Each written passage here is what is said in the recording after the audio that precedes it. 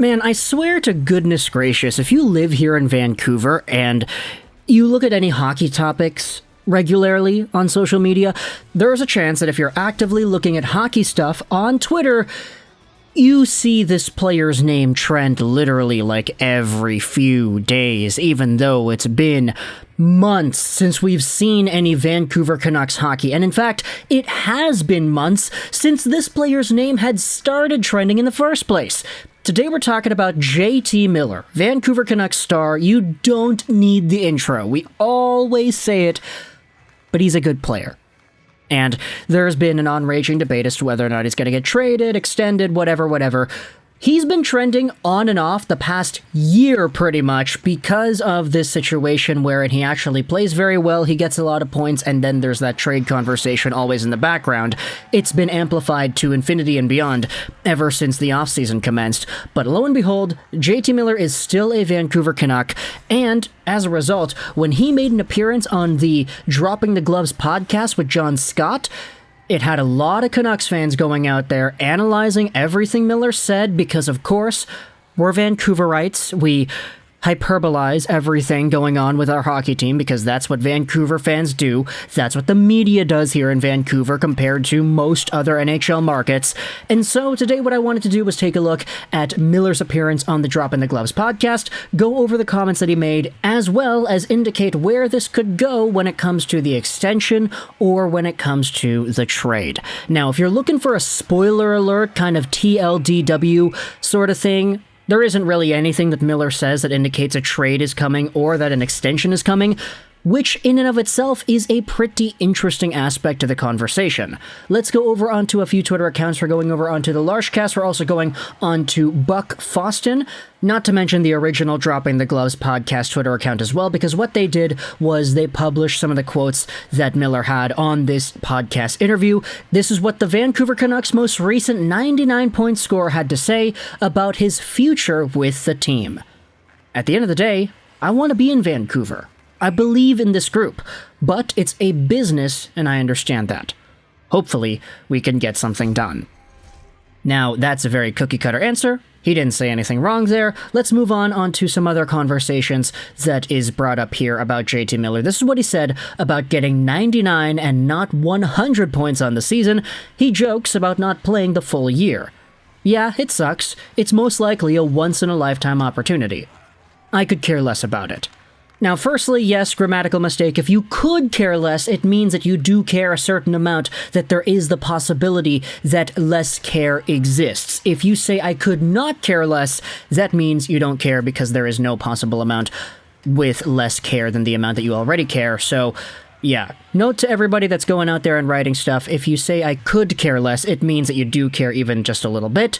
Also, one of the main replies from this entire thing right here, Wiley Canuck replies to this 99-point season saying, Miller says that getting 99 points is a once-in-a-lifetime opportunity, but he wants a contract that pays him like he'll do that every year? See, this is what I'm talking about, man. Vancouver fans, we're kind of ruthless, aren't we?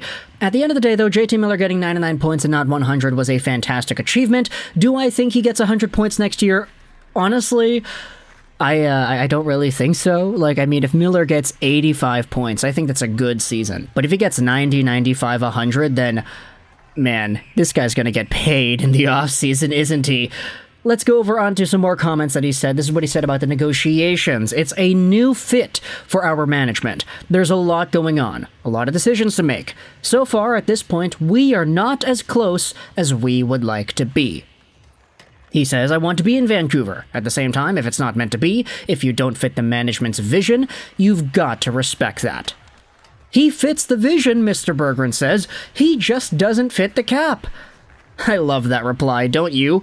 But either way, I also wanted to talk about the comment in general because he does acknowledge that if you don't fit the management's vision, you've got to respect that. And that sort of is somewhat aligning with everything that Jim Rutherford said about whether or not they could actually get a negotiation done. If they can't get it done, then they're going to have to make a non-emotional decision to trade Miller away.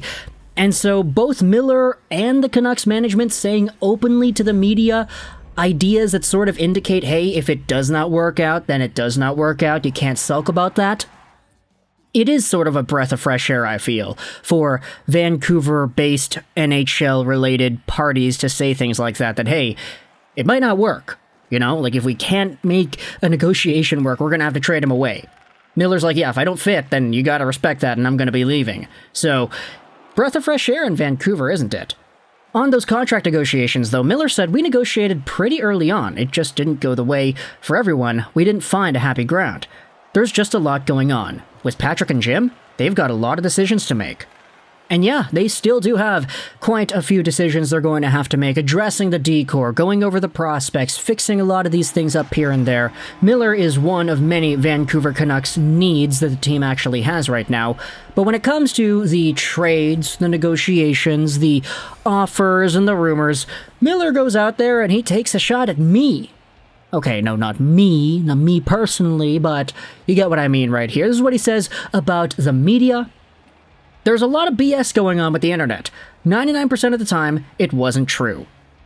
Now, he's probably referring to the endless amount of speculation and radio hits and internet articles and YouTube videos going out there and saying, hey, Miller to the Islanders, Miller to the Leafs, Miller to the Wild, Miller to the Bruins, Miller to the Flames. Let's talk about Miller and literally every team under the sun here because every team could use a player like JT Miller. Who doesn't want a guy who scored 99 points in 80 games played in a regular season? It is interesting how he brings specifically up that the media goes out there and perpetuates that sort of discourse about Miller getting traded to New Jersey or New York or any of these other teams. And he's like, yeah, 99% of the time it doesn't happen. It's not true. Which, you know, I guess I'm kind of guilty of. I definitely don't want to make it seem like I've not clickbaited a JT Miller video about a trade here or there once in a while, but at the end of the day, I work in entertainment technically. That's my job, to go out there and entertain you, the viewers out there watching this video, by making videos about topics that you find interest in, which is why the media does the thing that it does, because a lot of people are involved in the hockey world and they want to get involved in the discussions as well. So, Miller, yeah, sorry bud, but we do this all the time. Some of us make a living off of making BS trade rumors. Miller says, if I don't score in the first game of the year in Vancouver, they're going to light my jersey on fire. You know what I mean? And, yeah, he's not wrong. He's not wrong. Imagine going out there and, like, let's say Miller gets a $9 million AAV extension by 8 years. It's not going to happen, but let's say he gets that. And he does not produce in the first 3 games of the regular season. 3 games played, 0 goals, 0 assists, he's a -2. Vancouver's gonna light the jersey on fire. They're gonna light the city on fire. Oh my gosh, Patrick Allvin, you just took a big L. You re-signed this dude to a long-term deal and he's not producing. That's Vancouver for you, baby. It's how we roll.